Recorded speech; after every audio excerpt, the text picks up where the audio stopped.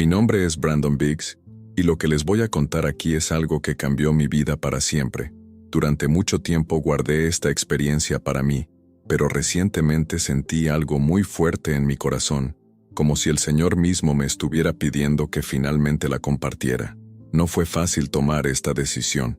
Nunca he hablado públicamente sobre esto, pero ahora sé que es el momento. Esta experiencia ocurrió la noche del 6 de julio de 2014. Todo esto lo guardé durante años. Lo anoté en un papel, se lo conté a algunos amigos cercanos, a personas de la iglesia, a algunos familiares. Algunos lo creyeron, otros no tanto. Y eso está bien. No estoy aquí para convencer a nadie, ni para debatir doctrinas. Solo quiero contarles exactamente lo que experimenté, la forma en que sucedió. Pido al Espíritu Santo que me ayude a transmitir todo con claridad, porque lo que vi esa noche todavía me conmueve profundamente. Jesús me dijo que regresará, y que regresará cara a cara. Esto es serio, es real. Todo empezó una noche cualquiera. Me fui a dormir como de costumbre, sin esperar nada fuera de lo normal, pero en algún momento, durante el sueño, algo cambió. No puedo decir con certeza si mi cuerpo estaba ahí o si lo había dejado, solo sé que, de repente, me encontraba de pie, y no estaba solo. Jesús estaba a mi lado, se mantuvo a mi derecha todo el tiempo, y me tomó la mano. Lo que pasó a partir de entonces fue como atravesar un portal, como si estuviera viendo todo con otros ojos. Lo primero que recuerdo haber visto fue una ciudad. No sé qué ciudad era, pero a nuestra derecha había un edificio enorme, completamente blanco. Miré al cielo y era diferente. No sé cómo explicarlo. El cielo estaba vivo. Era como si se moviera, palpitara. Un rayo cruzó todo el cielo. Parecía algo sobrenatural, aterrador, pero al mismo tiempo imposible apartar la vista. Fue entonces cuando en el horizonte vi a una mujer corriendo hacia mí. Ella gritó y la gente a su alrededor estaba completamente desesperada. Caos total. Todos parecían confundidos y aterrorizados. Mientras corría, oí a la gente gritar: «¡Se han ido! ¡Se han ido!». La miré y le pregunté: «¿Quién se ha ido?». Ella se detuvo un segundo. Me miró como si no creyera lo que le había preguntado y respondió: «¿No lo viste?». «No». «¿Qué?». «Los extraterrestres. Se llevaron a los cristianos». Me quedé quieto, tratando de entender. ¿Extraterrestres? ¿Se llevaron a los cristianos? Ella continuó: «Sí, se han ido. Subieron al cielo». Y antes de que pudiera preguntar algo más, ella se dio vuelta y salió corriendo, gritando como si estuviera viviendo una verdadera pesadilla. Me quedé allí, tratando de asimilarlo todo. Jesús todavía estaba a mi lado, sosteniendo mi mano. Miré a mi alrededor. Estábamos en una colina, por lo que podíamos ver toda la ciudad. Todo estaba en llamas. Coches, casas, edificios, todo en llamas. El aire estaba cargado de humo y de un fuerte olor a cosas quemadas. Vi gente saqueando tiendas, asaltando coches, corriendo con todo lo que podían llevar. Era como si el mundo se hubiera vuelto del revés. Fue un caos que nunca imaginé que vería, pero estaba ahí, ante mis ojos. Y eso fue solo el comienzo. Estaban destruyendo todo. La ciudad que nos rodeaba parecía un campo de batalla. Gente saqueando, edificios derrumbándose, coches volcados, fuego por todas partes. Era como si el mundo se estuviera desmoronando ante mis ojos. Y todo este tiempo Jesús permaneció en silencio. De hecho, ninguno de nosotros dijo una palabra. Aún así, era como si nos entendiéramos sin hablar. Me tomó la mano con firmeza, y de alguna manera pude sentir sus pensamientos. Sabía lo que él pensaba, y él también sabía lo que estaba pasando dentro de mí. No hubo necesidad de palabras. Miré toda esa destrucción y pensé, con el corazón apesadumbrado: «Dios mío, ¿qué le está pasando al mundo?». Fue en ese momento que todo cambió. Sin previo aviso, fuimos transportados, como si el tiempo y el espacio simplemente se hubieran plegado. Todavía estábamos tomados de la mano y en un abrir y cerrar de ojos ya estábamos en otro lugar, otro escenario, otra realidad. Esta vez supe que estábamos en Europa. No sé cómo lo supe, solo lo sabía. Era como si estuviera viendo todo desde lejos, como si estuviera viendo una película, pero con una claridad tan intensa que parecía estar dentro. Vi a un hombre en Berlín.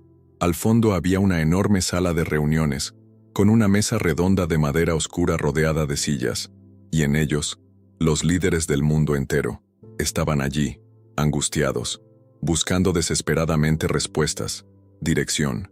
Todos los ojos estaban puestos en ese hombre.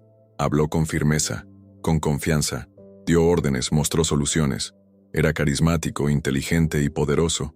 Vestía un impecable traje gris y tenía una fuerte presencia, imposible de ignorar. Sabía, en el fondo, que era del Medio Oriente. Entonces, de la nada, esa escena desapareció. Pero en ese mismo momento, el Señor me habló. Me mostró un pasaje de las Escrituras. No recuerdo los versos exactos, pero el mensaje era claro. Todos los reinos de la tierra serían dados a este hombre. En apenas una hora, todo cambiaría. No soy teólogo, ni experto en profecías. Solo soy un hombre que ama verdaderamente a Jesús y trata de buscarlo con todo mi corazón. Pero lo que vi allí fue real. La siguiente imagen que me mostraron fue aún más impactante. Este mismo hombre apareció en televisión, en todas las cadenas. CNN, Fox News, todas las cadenas del mundo. Todos transmitían lo mismo. Estaba hablando con todo el planeta. Explicó, con inquietante calma, lo que había sucedido con aquellas personas desaparecidas. Él dijo, eran rebeldes, fueron tomados como castigo. Habló de los cristianos. Decía que ahora era el nuevo líder del mundo.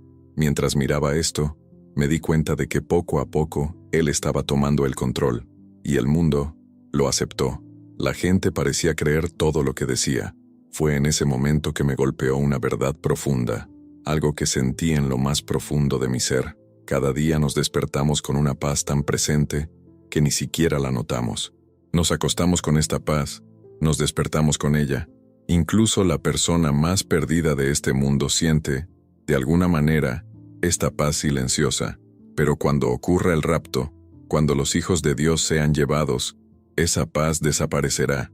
Un vacío indescriptible se apoderará de la tierra, una ausencia total de alegría, de consuelo, de esperanza. Sentí esta ausencia, y fue el peor sentimiento que he experimentado en mi vida. Siempre pensé que el Espíritu Santo se iría con la iglesia, ya que Él vive en cada cristiano, pero para ser honesto, no sé cómo decir eso bíblicamente. Lo que sé, con seguridad, es que, cuando llegue ese momento, no habrá más intercesión, ya no habrá paz, no habrá más esperanza. El mundo se hundirá en un caos absoluto. Mientras ese hombre hablaba en televisión, una cosa me quedó clara: llevaba una paz falsa. Era como si con cada palabra esparciera un alivio ilusorio. La gente, ya completamente conmocionada por todo lo sucedido, comenzó a seguirlo casi de inmediato. Eran vulnerables, desesperado, y cuando aparece alguien ofreciendo consuelo, incluso si es falso, corren hacia él. Y eso es exactamente lo que sucedió. Llegó a ser visto como la respuesta al caos.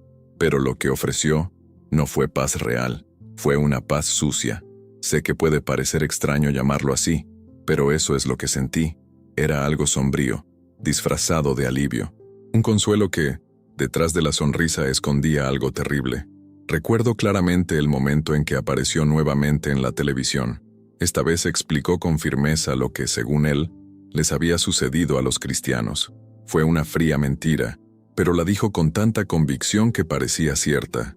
La gente creyó, casi como si quisieran creerlo. Poco después, vi una escena impactante.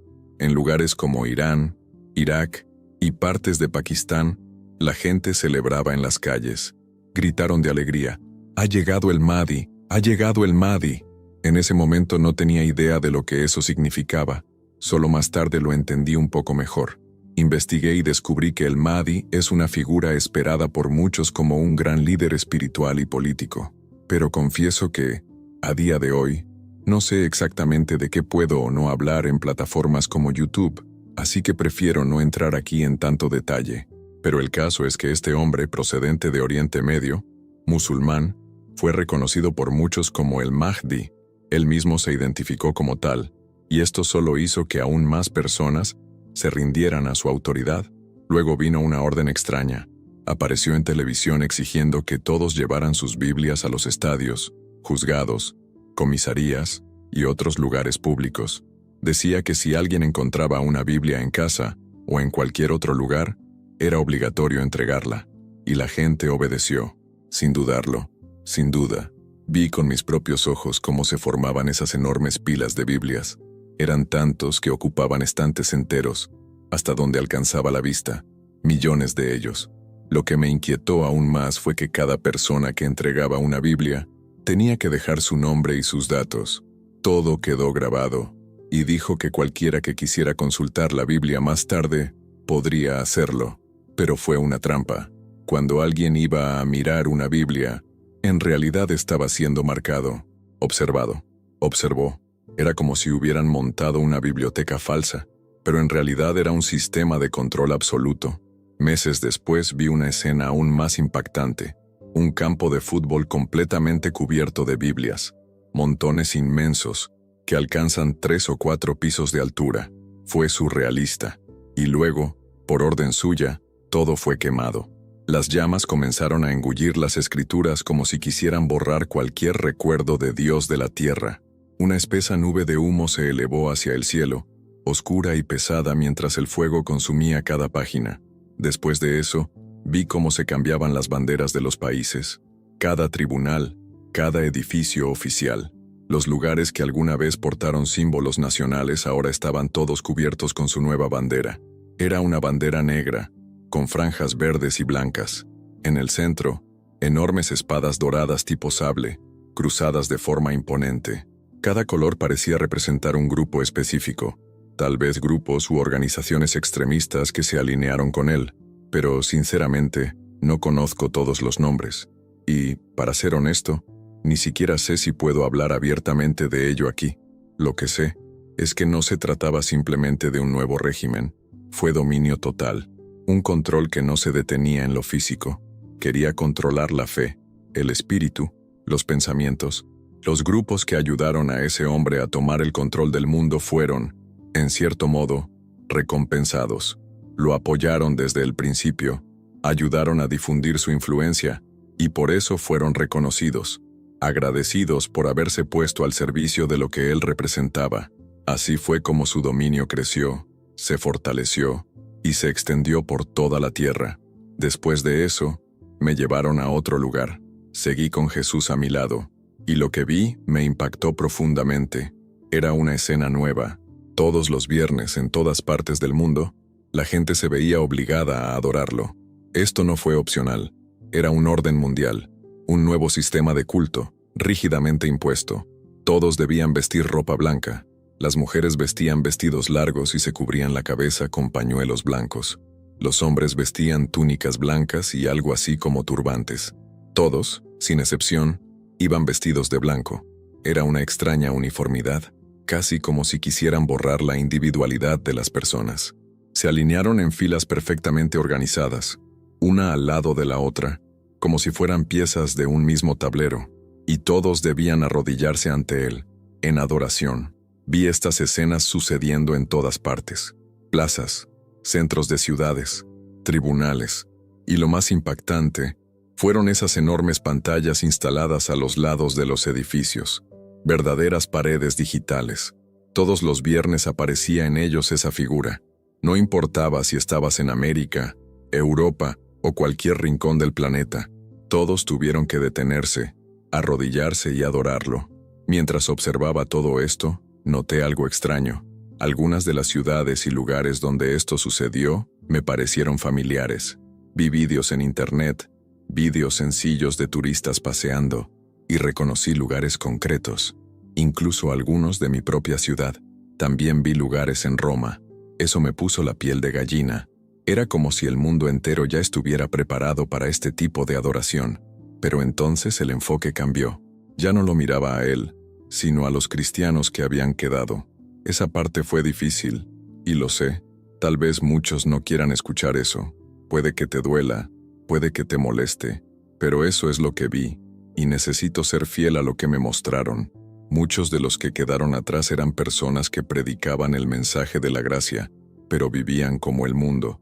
Tenían apariencia de piedad, sabían hablar bellamente, citaban versos, pero su corazón estaba lejos de Dios. Pensaron que estaban salvos, pensaron que estaban en el camino correcto, pero vivían una fe superficial y diluida. Y Jesús ya había hablado de esto. Los que dijeron, en tu nombre expulsamos demonios, curamos a los enfermos. Pero él responde, nunca te conocí, aléjate de mí. Eso es exactamente lo que pasó. Estaban por todas partes, miles, hombres y mujeres que pensaban que lo tenían todo, pero se quedaron atrás. Y también vi pastores que predicaban una versión diluida del Evangelio, una gracia barata, un evangelio sin arrepentimiento, sin santidad, sin cruz. Ellos también se quedaron. Estos estaban furiosos, rebelde, corrieron detrás de otros líderes y predicadores diciendo, nos mentiste, no nos dijiste la verdad. Seguí allí, con Jesús a mi lado. Él no habló con palabras, pero sentí sus pensamientos claramente. Me dijo, mirar, presta atención a esto, recuerda esto. Mientras observaba todo esto, me di cuenta de algo aún más fuerte. Esa escena estaba sucediendo antes de que comenzara el gobierno del Anticristo. Fue como si hubiera retrocedido en el tiempo para ver qué llevó al mundo a aceptar a ese falso líder. Era como si el Señor me estuviera mostrando las raíces de la apostasía, las señales antes de la caída, y el dolor que causaría en tantos corazones. Poco después de lo que la Biblia llama el rapto, el mundo quedó sumido en un estado de absoluta desesperación. La gente estaba furiosa. La ira que vi en sus ojos no se parecía a nada que hubiera presenciado antes. Fue una mezcla de frustración, incredulidad y enojo. Vi pastores, conocidos líderes cristianos. Algunos de ellos eran figuras públicas, predicadores televisivos, voces famosas en los círculos cristianos. Y sí, ellos también quedaron atrás. No diré los nombres. Dios claramente me ordenó que no hiciera eso, pero te lo puedo asegurar, estaban allí, confundido, enojado, muchos de ellos completamente abrumados por la furia. Algunos estaban tan enojados que vi la clara intención de violencia en sus rostros. Estaban dispuestos a matar. Fue un momento terrible. Una de las escenas que más me impactó fue la de una mujer que conocía bien. Trabajé como conserje en una iglesia durante 13 años, y ella era una de los feligreses. Cuando la vi allí, parada allí, mirando al cielo, levantó el dedo medio hacia Dios. Enfadado, gritó obscenidades y blasfemias. Fue una escena horrible, y ella no fue la única. Muchas otras personas, vencidas por la desesperación, comenzaron a volverse contra todo lo que era sagrado. Le dieron la espalda a Dios. El odio en sus corazones era casi palpable. La ausencia del Espíritu Santo se sentía en cada gesto, en cada mirada. Pero no todos reaccionaron así. Vi a un grupo de personas tratando de reagruparse. Eran familias, cristianos que se habían quedado y que ahora se daban cuenta de lo que estaba pasando. Estaban en gran angustia, pero también se estaban preparando. Se dijeron el uno al otro, va a empeorar. Necesitamos organizarnos ahora. Necesitamos reunir todo lo que podamos, buscar refugio, ir a las montañas, buscar refugio. El tiempo se acaba. Era como si hubieran comprendido, incluso demasiado tarde, la gravedad de lo que vendría después. Vi a estos sobrevivientes organizándose, tratando de encontrar algún tipo de seguridad. Eran gente corriente, familias enteras que habían quedado atrás. Algunos lloraban, otros cavaron agujeros en las laderas de las montañas, grandes agujeros que les servirían de refugio, lugares escondidos donde podrían mantenerse calientes y protegerse. Sabían que ya no podrían vivir normalmente, no podían regresar a sus hogares ni salir a las ciudades, porque la marca de la bestia estaba por llegar. Otro detalle me conmovió profundamente. Todos los niños menores de 15 años habían desaparecido. Todo. No hubo ninguno, ni niños, ni preadolescentes. Incluso los jóvenes que aún no tenían plena conciencia espiritual habían sido llevados al arrebatamiento. Solo se habían quedado aquellos que ya sabían lo que hacían, que tenían discernimiento, y aún así, eligieron vivir lejos de Jesús. También vi familias tratando de reunirse en medio de la tribulación, jóvenes buscando a sus padres, hermanos buscando hermanos, pero las escenas que vinieron después fueron algunas de las más difíciles de soportar. Vi niños quemados, vi mujeres dando a luz en medio del caos, ninguna ayuda, sin seguridad. Fue doloroso. Aún así, hubo un rayo de esperanza.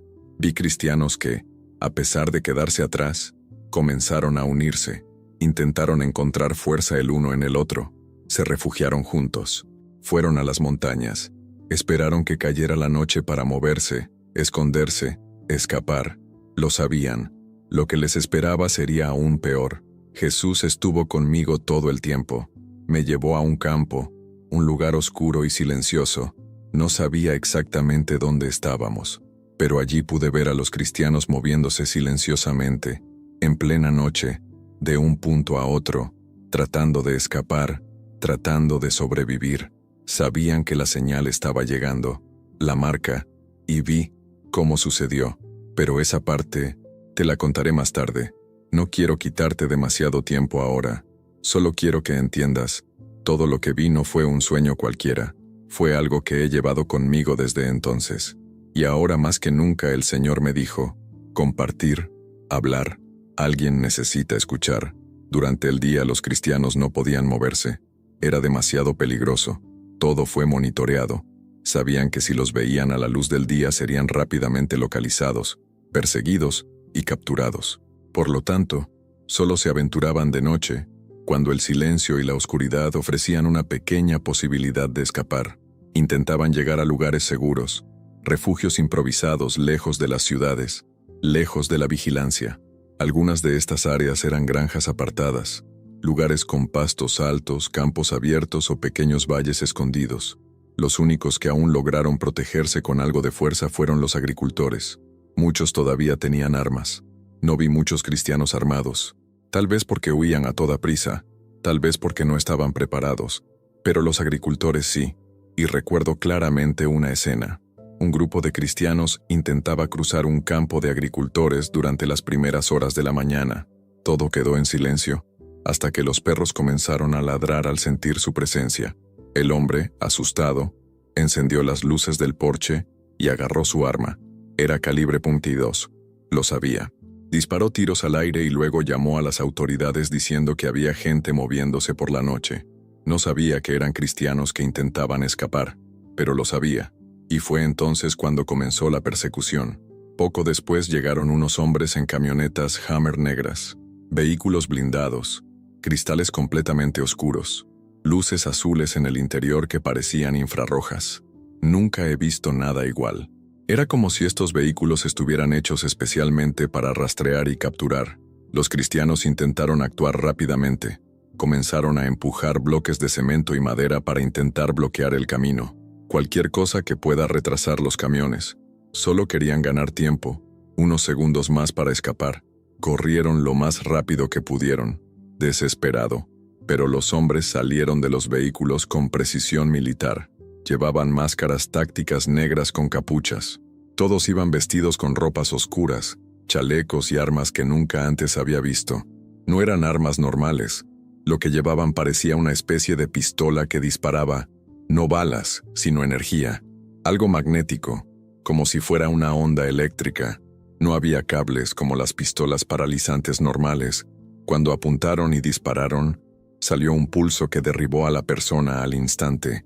No se parecía a nada de lo que conocía.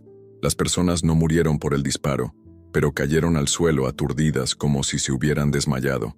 Algunos intentaron levantarse al cabo de unos segundos, pero ya era demasiado tarde. Estaban rodeados, capturado.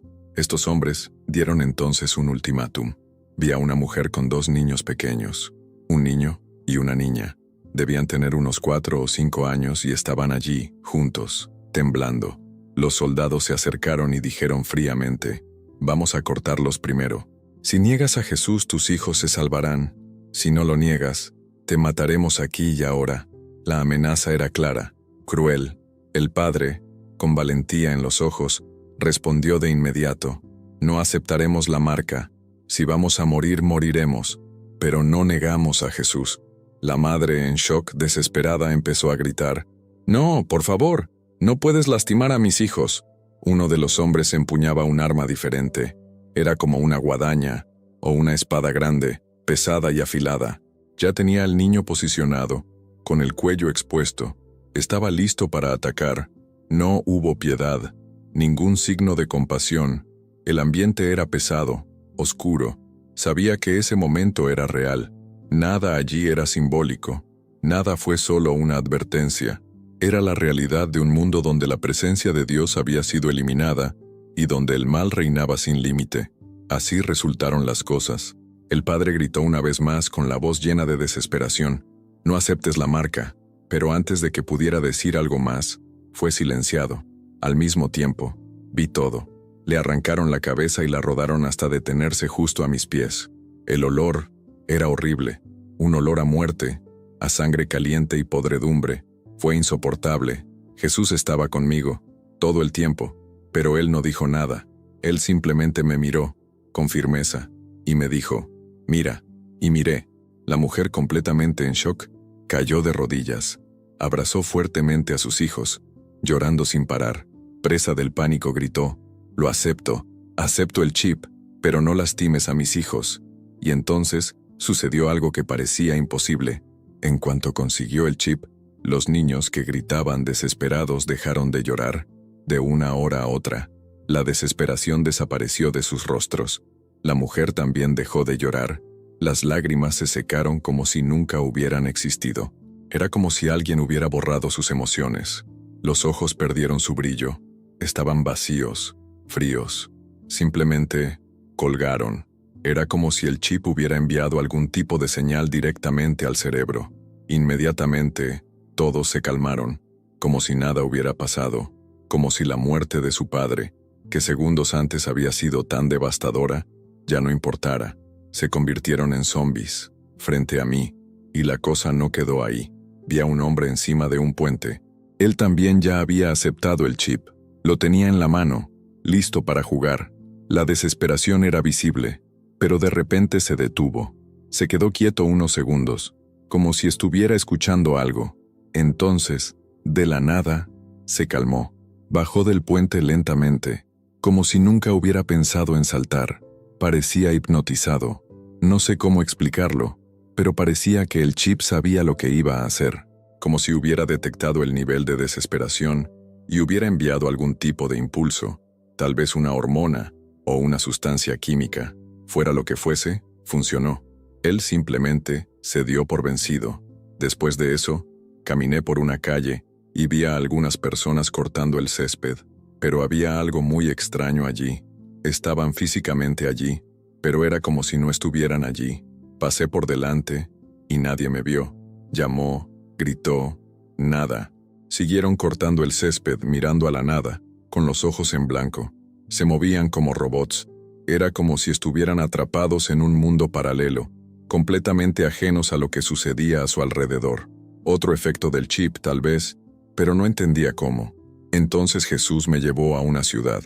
La entrada estaba rodeada por gigantescos muros de hormigón, como fortalezas que bloqueaban todas las calles. Eran grises, fríos, inmensos. Guardias armados custodiaban cada entrada, y solo dejaron pasar a los que tenían el chip. Sin él, morirías instantáneamente. Sin conversación, no hay posibilidad. Era aceptar o morir. Vi a una mujer en la fila, piel blanca, cabello castaño. Estaba con un grupo de personas. Algunos parecían normales, pero otros tenían heridas horribles en la cabeza y las manos. Parecían quemaduras profundas, como si el cuerpo rechazara el chip. Las heridas parecían úlceras abiertas. Fue aterrador. Y aún así, incluso con dolor, incluso con sangre, la gente lo aceptó. Así era el mundo ahora, un mundo controlado, frío, y yo solo podía mirar, tratando de entender dónde iba a terminar todo esto. La mujer intentaba disimular las heridas con maquillaje, intentando disimular lo que no se podía ocultar. Estaba desesperada porque sabía que, sin poder atravesar la barrera, no podría sobrevivir. La gente de alrededor tenía hambre y estaba dispuesta a hacer cualquier cosa para obtener recursos. Cuando llegó a la puerta de la ciudad y trató de comprobarlo, inmediatamente se dieron cuenta de lo que estaba haciendo, intentando ocultar las heridas, intentando engañar. Fue en ese momento que las cosas dieron un giro inesperado. Aunque sabíamos que estaba tratando de engañarnos, ya nadie parecía capaz de detener lo que estaba sucediendo. La gente estaba tan desesperada que cualquier cosa les resultaba aceptable. No estoy seguro, pero creo que era cristiana. Jesús nunca habló realmente de quién era ella, Pero en el momento en que se dieron cuenta de lo que había hecho, no hubo tiempo para el arrepentimiento. Sin dudarlo, tomaron una gran guadaña y brutalmente la golpearon en la cabeza. Su cabeza rodó hasta el suelo y a su alrededor, la gente en la fila que miraba no hizo nada. Ellos no reaccionaron. Parecían apáticos, como si estuvieran vacíos por dentro. Era como si les hubieran borrado todas las emociones, como si se hubieran convertido en máquinas programadas, incapaces de preocuparse por la muerte de otro ser humano. Lo que vi me dejó sin palabras. No pude entenderlo del todo, pero lo que me vino a la mente fue que tenía que ver con alguna tecnología avanzada, como la nanotecnología. Un hombre muy rico en Estados Unidos, cuyo nombre no mencionaré, trabaja con chips de cerdo. El chip que vi era diminuto, muy pequeño, como un cuadrado casi imperceptible. No sabía cómo funcionaba, no parecía tener batería. Tal vez fuera impulsado por el cuerpo, pero eso me parecía poco probable. Las armas que llevaban las personas no disparaban balas, sino que emitían ondas de energía. La gente caía instantáneamente, como si la energía emitida fuera una fuerza magnética capaz de derribarlos. Parecía ciencia ficción, pero era la realidad. Estaba viendo todo esto. En otra escena volví a ver a los cristianos. No sé si me estoy confundiendo o olvidando partes de la historia, pero les diré lo que recuerdo. Estaban cavando trincheras en las montañas. El invierno se hacía cada vez más intenso a medida que se acercaban al norte. El frío era insoportable. No sé exactamente qué causó los desastres naturales, pero lo que sí sé es que los inviernos eran tan severos que la gente moría rápidamente de hambre y frío. Era una situación desesperada. De repente miré hacia el cielo. Empecé a escuchar un sonido distante y vi algo aterrador. Miles de drones. No exagero, fueron miles. Volaron en perfecta formación, como si estuvieran sincronizados. Estaban volando sobre el horizonte, escaneando todo y a todos los que estaban debajo. El chip de las personas, ya sea en la mano o en la frente, informaba a los drones y confirmaba que lo tenían. Estos drones estaban por todas partes, en los bosques, en los océanos, en todas las regiones. Se podía oír su zumbido a lo lejos y se sabía que no había escapatoria. Podían detectar el calor corporal, los movimientos. No había forma de esconderse de ellos. La única forma que encontraron los cristianos para protegerse fue cavando hoyos en las laderas de las colinas. Se escondieron allí, esperando que los drones no los encontraran, pero la sensación de ser observado en cada momento, los drones buscaban constantemente cualquier tipo de señal, como humo o disparos. Los cristianos que intentaban sobrevivir en las montañas no podían disparar armas, ni siquiera para cazar un conejo o un ciervo, ya que cualquier sonido podía llamar la atención de los drones. Podían escuchar incluso el más mínimo ruido. Tan pronto como detectaron algo, los drones se dirigieron inmediatamente a ese lugar para investigar. Si tuviera el chip, les informaría todo. Su objetivo era claro: monitorear y garantizar que todos cumplieran. Si no se tenía el chip, la situación era aún más desesperada. Llamarían a las autoridades y esas autoridades vendrían y se quedarían allí hasta que se resolviera la situación. No había forma de escapar. Los drones sobrevolaban como helicópteros, siempre a una altura que hacía imposible escapar. Una vez que te encontraron, no hubo escapatoria. O aceptabas el chip y la marca o, en el peor de los casos, te arrancarían la cabeza. Vi cristianos en las montañas, luchando por sobrevivir. Ya no era una lucha por una vida normal, sino una batalla por la verdad que habían descubierto, algo que los transformó, que les hizo comprender la gravedad de la situación. Pero entre todo lo que vi, los niños fueron sin duda la parte más difícil de todo. Habían nacido durante la tribulación, un tiempo de gran sufrimiento. La Biblia habla de esto diciendo: «Ay de las mujeres que amamantan en aquellos días». Y creo que este pasaje se refiere a la tribulación. Pero lo que vi, lo que realmente me impactó, fue el sufrimiento de estos niños. Los llevaban a las cuevas en busca de refugio. El humo salía de las cuevas porque intentaban mantener el fuego lo más bajo posible, bien controlado, para evitar que los drones los detectaran. El ruido de los drones sobrevolando el terreno era ensordecedor, como un enjambre de abejas. Miles de ellos, con un sonido tan fuerte e intenso que sabías exactamente cuándo se acercaban.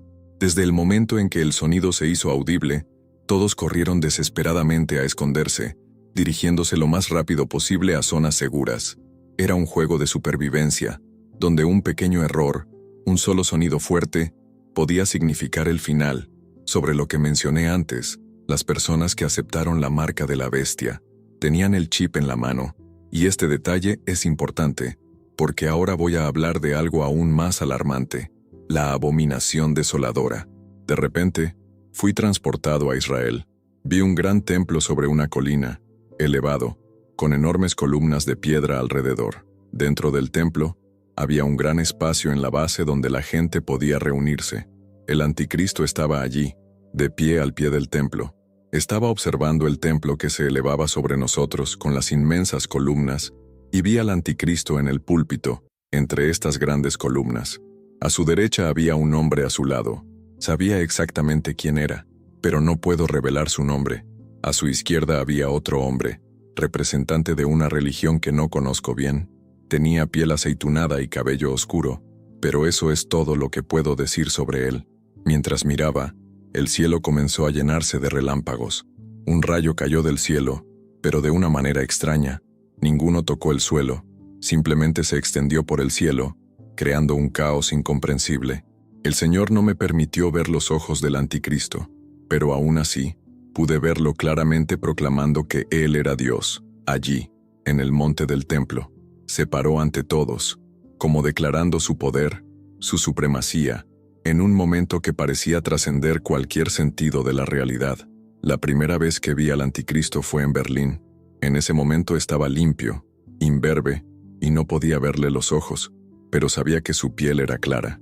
Ahora, él era diferente. Tenía una barba gris, tipo sal y pimienta, y su cabello también era así, con partes blancas y negras, una mezcla de negro y gris. Ya no estaba calvo como la última vez, pero tenía pelo. Llevaba un turbante blanco, algo sencillo, como un paño en la cabeza. Me di cuenta de que llevaba gafas, pero todavía no podía verle los ojos. Debía haber medido entre 5'10" y 6'1" de altura y pesar entre 200 y 220 libras, según lo que podía ver desde donde estaba parado. Él estaba mirando hacia arriba, como si estuviera parado frente a mí. Se movía con una postura extremadamente segura, casi como James Bond, algo que puede parecer extraño, pero así es como lo percibí. Llevaba consigo un aura de confianza y elegancia. Su forma de hablar recordaba mucho al estilo de Barack Obama en sus discursos. Por ejemplo, cuando hablaba del Estado de la Unión, su discurso fue siempre articulado, preciso, y demostró una inteligencia impresionante. No fue algo casual, era controlado, elocuente. Tenía una habilidad única para atraer la atención de la gente. Era imposible no agradarle, no sentirse cautivado. Transmitía una sensación de paz cuando hablaba, pero una paz extraña, reconfortante, pero al mismo tiempo equivocada. Era una sensación de tranquilidad que todos deseaban, pero que en realidad era falsa. Algo que parecía llenar un vacío interior, pero que, en el fondo, estaba corrupto. Trajo la paz que la gente solía sentir, esa paz que ya no existía, ese sentimiento que se experimenta al despertar de un buen sueño, pero que rara vez se nota conscientemente. Era como una cobertura de oración, una protección invisible que el cuerpo de Cristo trae al mundo, sin que la gente siquiera se dé cuenta del poder de esa presencia. Cuando la iglesia ya no está presente, cuando sus oraciones ya no sostienen el medio ambiente, es como si la tierra se convirtiera en un infierno y la paz desapareciera. La razón por la que era tan atractivo era precisamente esta. Cuando hablaba, nadie más sentía esa verdadera paz. Ofrecía una paz falsa, una tranquilidad sucia y corrupta, que la gente, hambrienta de ella, aceptaba sin cuestionar. Ya no sabían qué era la verdadera paz, por lo que buscaron desesperadamente este sentimiento de consuelo vacío que él transmitía. Manipuló esto, arrastrando a las personas al vacío, haciéndolas perderse allí sin siquiera darse cuenta. En ese momento de la visión, fui levantado de la tierra, como si estuviera siendo succionado. Fui llevado al borde, entre el cielo y la tierra. Me quedé allí, quieto, y pude mirar hacia atrás, viendo las puertas del cielo. La ciudad santa era impresionante. Jesús estaba a mi lado, a mi izquierda, y me dijo: «Mira la tierra, quiero mostrarte algo que está por suceder. Me quedé impresionado y al mismo tiempo muy emocionado. Miré a la tierra, que giraba ante mí.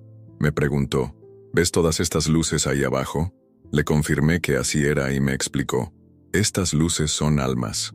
Luego dijo, un gran avivamiento está a punto de tener lugar en la tierra. Vi una gran cosecha, una última cosecha, como si fuera una ola de transformación espiritual. No quiero añadir palabras a lo que me dijo, pero eso es lo que me estaba mostrando. Cuando me miró, noté algo que nunca olvidaré. Tenía los ojos llenos de lágrimas. Él dijo, ¿ves China? Le dije que sí, y él continuó, muchos de ellos murieron a causa de mi evangelio. El evangelio les costó algo, Brandon. Se miró a sí mismo, como si estuviera inmerso en la alegría por la dedicación sacrificial que estas personas dieron por el evangelio. Cuando miré lo que me estaba mostrando, vi una serie de cadenas doradas, que parecían calles de oro, pero cuando miré más de cerca, me di cuenta de que no eran calles de oro. Cada una de esas luces representaba un alma.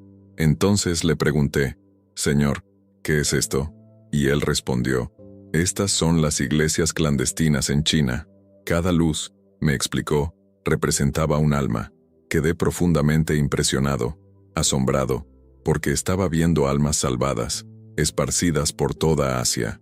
Estos hilos dorados se extendían por todo el continente, subiendo un poco por Corea del Norte, Corea del Sur, hasta Japón. Las luces brillaban por todas partes. Luego miré a Filipinas y vi más luces allí también. Luego miré a Australia y vi que también había luces, como si la salvación se estuviera extendiendo por todo el mundo. Pero lo que realmente me llamó la atención fueron los círculos geométricos. Lo mejor que puedo describirlos son círculos redondos, extendidos por toda Europa, Francia, Alemania y otros países. Algunos círculos eran más grandes que otros, y dentro de ellos había luces. No sabía exactamente qué representaban estos círculos, pero el Señor me pidió que mirara las almas. Me imaginé que esos círculos eran lugares de avivamiento, puntos de gran despertar espiritual, donde la gente iba en busca de avivamiento. Luego miré al Medio Oriente y me di cuenta de que no había tantas luces como las que veía en lugares como África, Europa, América, Canadá, México y América del Sur. En lugares como Pakistán, Afganistán, Irak e Irán, hubo un avivamiento. Mucha gente se estaba convirtiendo, siendo conducida al Señor, pero de alguna manera no parecía ser tanta como en otros lugares que observé. Aún así, fue algo impresionante, un movimiento de Dios en diferentes partes del mundo. En Estados Unidos, de costa a costa, vi luces por todas partes. Cientos de miles, tal vez millones, repartidas por todo el país. Los focos estuvieron presentes de norte a sur, especialmente en la región del corredor I-35, entre Texas y Oklahoma, donde hubo grandes movimientos de reactivación. También vi grandes focos de avivamiento en la costa este y oeste. Se estaba produciendo un avivamiento en todo el país, pero yo sabía que algo aún mayor estaba por llegar. Luego miré hacia atrás y vi algo aún más impresionante. Una ola colosal se acercaba al cielo, procedente del borde del horizonte. Era como un gigantesco muro de ladrillos dorados, un muro grueso y enorme que rodeaba el cielo. Esta ola fue inmensa, y supe que algo extraordinario estaba por suceder. La visión de la ola representaba el poder de Dios viniendo sobre el mundo, una ola de transformación que traería avivamiento a toda la tierra, algo que nunca antes se había presenciado. Se acercaba como una ola inmensa, un gigantesco muro de agua que parecía sobrepasar todos los límites de la imaginación, más de 50 pies de altura, pero tan grueso como una ola de 50 pies. El Señor me dijo, esta es la última ola. El gran derramamiento está a punto de ocurrir. Detrás de esta ola, había ángeles, que parecían soldados en carros de fuego. Estos carros eran dorados, brillaban con una luz intensa, reflejando la gloria de Dios. Los ángeles que los guiaban eran todos similares, vestidos con brillantes armaduras, y en cada vagón había cajas perfectamente empaquetadas, con cintas que brillaban. No pude evitar preguntarle al Señor, ¿qué son estas cajas? ¿Qué representan estos regalos? Él me respondió, estos son los regalos del fin de los tiempos, unciones poderosas que nunca se han visto en la tierra. Son milagros creativos, algo que la humanidad nunca ha experimentado antes. Son las obras más grandes que ustedes como humanidad verán. Son cosas más grandes que incluso las que Jesús hizo. Cuando dijo que harían obras más grandes que Él, lo decía en serio. Milagros que nunca hemos imaginado, cosas que nadie jamás ha visto. Naturalmente no podía entender lo que esto significaba, pero me di cuenta de que eran inmensos derramamientos, grandes regalos que estaban a punto de caer sobre la tierra. El tamaño y la grandeza de estos regalos eran indescriptibles.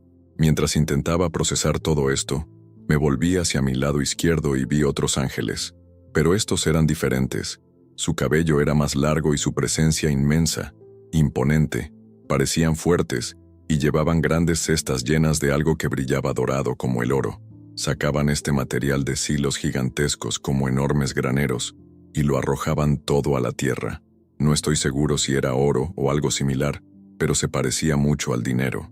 Estaban vertiendo este material al mundo, y dentro de estos silos había gente, incluso bicicletas y objetos que parecían ser necesidades de personas de países lejanos.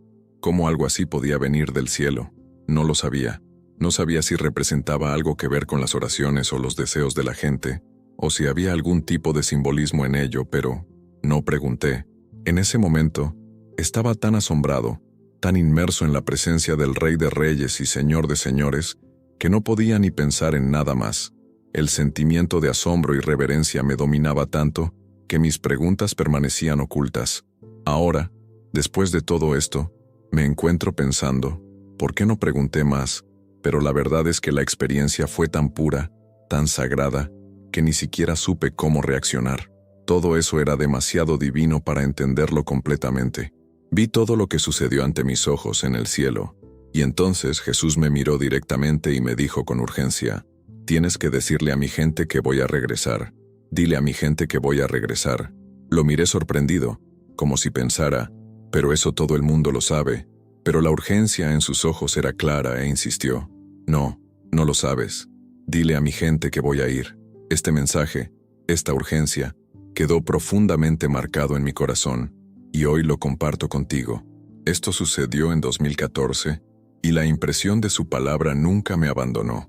Mientras todavía estaba aquí en la tierra, tuve la oportunidad de ver algunas cosas que el Señor me mostró, pero hay detalles que Él me pidió que guardara. Me encantaría poder compartirlo todo, pero estoy siendo obediente a tu voluntad y por respeto hay cosas que no puedo revelar. Algunas de estas cosas implican fechas límite y próximos eventos. Lo que puedo decirles ahora con certeza es que estamos muy cerca de lo que está por venir.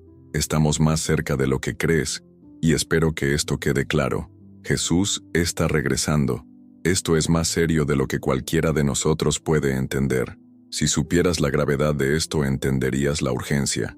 Sé que muchas personas tienen familiares que aún no conocen a Jesucristo, y si tienes miedo de hablar de ello con ellos, debes saber que el tiempo se acaba. Pueden pasar el resto de sus vidas sin saber nunca la verdad, y esa es una realidad muy triste. El tiempo se acaba, y lo que quiero deciros es que, antes de regresar a mi cuerpo, Jesús me reveló algo. Meses antes de su regreso, surgiría un tema importante: los extraterrestres. Este será un gran tema y, de hecho, es algo que ya estamos empezando a ver ganar más terreno. Me dijo que sería algo muy discutido, que los medios empezarían a hablar de ello constantemente y que empezaría a convertirse en una realidad común. Podrías mirar esto ahora y pensar, «Oh, claro, extraterrestres», pero lo digo en serio. Esto será algo mucho más grande de lo que imaginamos. Una gran mentira, un gran engaño que se está preparando. En 2014, intenté hablar con la gente sobre esto, y la mayoría pensó que era una exageración, una teoría loca. Hoy vemos que los gobiernos y los medios de comunicación tratan el tema de una manera más seria, como si fuera un tabú. Las cosas han cambiado, y estamos apenas en el comienzo. Grandes acontecimientos están a punto de suceder y sacudirán al mundo de maneras que ni siquiera podemos imaginar. El avivamiento vendrá después de este gran sacudimiento. Recuerdo claramente un momento durante mi tiempo de oración cuando Jesús me dijo, «Brandon, ¿qué pasa cuando intentas despertar a tus hijos y no se despiertan incluso después de gritar y chillar?» Dije, «No se despiertan». Y él respondió, «El siguiente paso es sacudirlos». Hay que sacudirlos para despertarlos porque todavía están durmiendo. El Señor me dijo que muchos en la iglesia creen que están despiertos, pero en realidad todavía están dormidos. Y entonces, sucederán cosas que sacudirán esa complacencia. Pero este sacudimiento, este despertar, traerá algo grandioso, un avivamiento. Será un avivamiento para un remanente de personas que se volverán radicales por Jesús. Estaba en medio, y vi algo increíble en una ciudad. No recuerdo exactamente en qué ciudad, pero vi a un hombre en silla de ruedas. Estas personas que estaban con él no eran predicadores ni líderes espirituales. Eran gente común y corriente, como tú y como yo. Se acercaron a él, oraron por él, y en ese momento, Dios lo sanó allí, en la calle, delante de todos. Fue un verdadero milagro, como los que realizó Jesús. Y eso es lo que debemos esperar. Milagros, señales, prodigios, cosas que sacudirán al mundo. ¿Y sabes qué? No es necesario ser pastor, consejero, líder juvenil o profeta famoso para ser usado por Dios. Él te usará, donde estés. Jesús va a hacer algo grande en tu vida, algo poderoso, y tú serás un canal de su gloria. El momento está llegando y tú tienes un papel fundamental en este despertar. Si se lo permites, Él puede usarte para tocar las vidas de quienes te rodean, en tu vecindario, en el supermercado, en la gasolinera, en la tienda naturista. Todo lo que tienes que hacer es entregarte a Él, desear ser utilizado para su obra.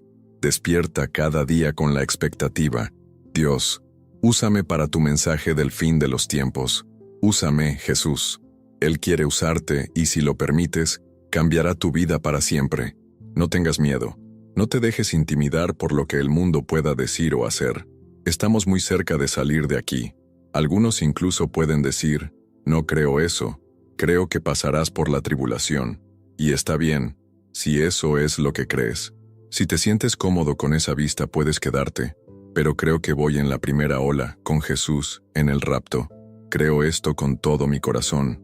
Si por casualidad nos equivocamos y pasa algo que nos hace quedarnos aquí, por favor venid a mí.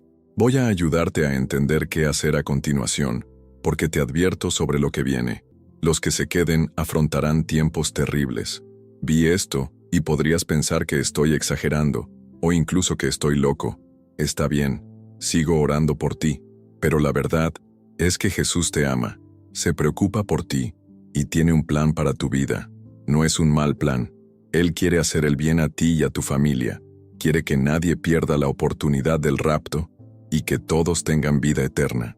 Recuerde lo que dice en Juan 3:16. Porque tanto amó Dios al mundo que dio a su Hijo unigénito. Esa es la verdad, y eso es lo que estoy aquí para contarles. Oro por ustedes, y esto es lo que el Señor me pidió que compartiera. Me dijo varias veces que hablara de su regreso, y al principio dudé por la persecución que podría generar, pero ahora ya lo superé. Sé que llega el momento. Cuando empezaron a hablar de extraterrestres, eso es exactamente lo que Él me reveló cuando estaba a las puertas del cielo con Él. Algo muy interesante sucedió recientemente y quiero compartirlo con ustedes. Durante mucho tiempo pasé por un lugar de mi ciudad y siempre pensé que allí en la tribulación habría un Starbucks. En aquel entonces era un asador, pero siempre les decía a mis hijos, habrá un Starbucks a la vuelta de la esquina cuando Jesús regrese. Nunca le dije esto a nadie, pero estaba seguro. Sabía que algo iba a cambiar en ese lugar. Starbucks, para los que no lo saben, es una famosa cadena de cafeterías. Era algo tan claro en mi mente que lo creía profundamente. Y finalmente, ¿qué pasó? Pasó el tiempo y ese lugar se convirtió en un taco bueno. Luego cerró durante la pandemia. Luego, hace unas semanas, demolieron el edificio. Estaba pensando, vaya, me equivoqué. Tal vez estaba confundido, pero de alguna manera parecía muy conectado con lo que el Señor me dijo. Él nos advierte de muchas maneras, y las señales están en todas partes. Todo esto para decir que lo que viene es real y hay que estar preparado. No ignores las señales, no te dejes engañar. Jesús regresará, y eso es más seguro que nunca. Entonces, de repente comencé a ver que algo increíble sucedía. Se estaba construyendo un nuevo edificio exactamente en el mismo lugar que había predicho, según una visión que tuve. La semana pasada, pasé por el autoservicio y le pregunté al empleado qué estaban construyendo allí.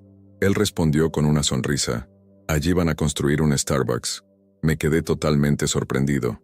Esos edificios que vi en mi visión de la tribulación, que no existían en 2014, ahora se están construyendo ante mis ojos. Fue para mí un momento de profunda reflexión, una confirmación de que algo se está desarrollando de manera sorprendente. Fue realmente impresionante, algo que solo puedo compartir con ustedes. Quiero recordarles algo muy importante. Jesús te ama. Si has vivido un estilo de vida comprometido y pecaminoso, pero has conocido a Jesús y te has alejado, hoy es tu día para regresar a Él.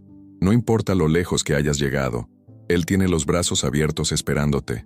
Quiero orar por ti ahora. Padre, te agradezco por cada persona que ve este video.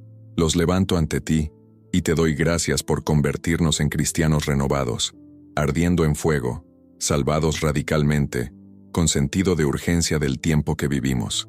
Te doy gracias, Padre, por despertar ahora sus espíritus, para que encuentren al Señor de una manera nueva, con un fuego nuevo, una llama nueva en su interior, para que puedan liberarse de todo lo viejo y de todo el compromiso que han vivido hasta ahora. Y tal vez haya alguien mirando que aún no conoce a Jesús como su Señor y Salvador personal. Si estás listo para entregar tu vida a Jesús, repite esta oración conmigo. Señor Jesús, ven a mi corazón. Escribe mi nombre en el libro de la vida. Perdona mis pecados, límpiame de toda maldad. Me alejo del diablo y de todas sus malas obras y vengo a ti, Jesús, como un vaso roto que necesita de ti. Lléname de tu Espíritu Santo, límpiame de todo pecado. Gracias, Señor. Te acepto como mi Señor y Salvador. Si hiciste esta oración con fe y sinceridad, ahora eres salvo. El siguiente paso es encontrar una iglesia donde puedas crecer en la fe. Si no sabes dónde, busca en Internet. Encuentra una buena iglesia basada en la Biblia, un lugar que enseñe la palabra de Dios y te ayude en tu caminar cristiano. Hay muchas iglesias maravillosas y, si no puede encontrar una cerca de usted, mire los servicios en línea. Alimenta tu fe, porque la palabra de Dios tiene el poder de transformar completamente tu vida. Quiero recordarte una vez más. Jesús te ama, Él se preocupa profundamente por ti y tiene un plan para tu vida.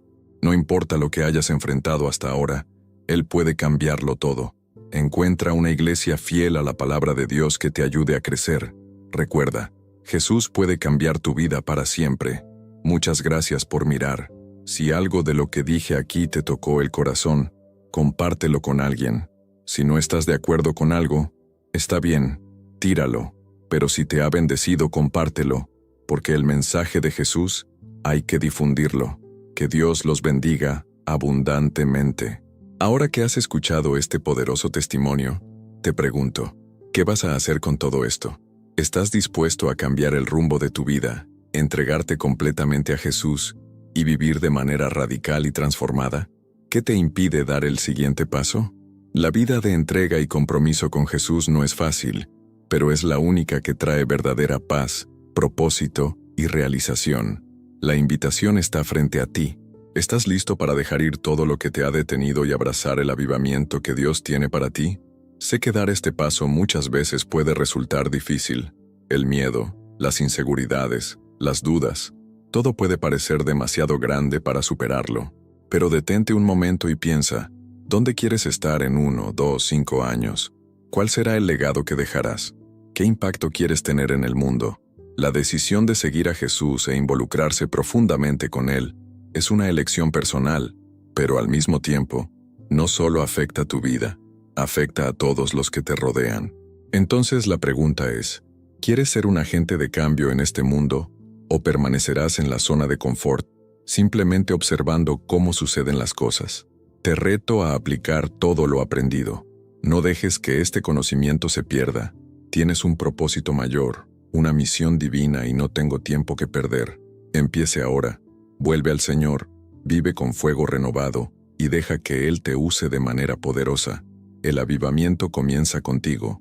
Si sientes la necesidad de cambiar, si estás listo para dar ese paso, no esperes más.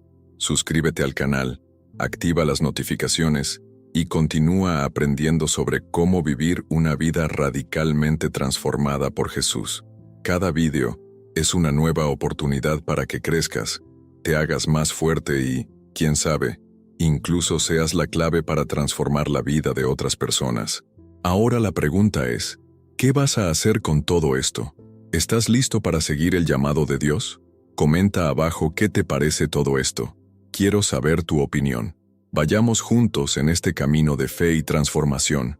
Dios tiene algo increíble para ti, y lo mejor está por venir.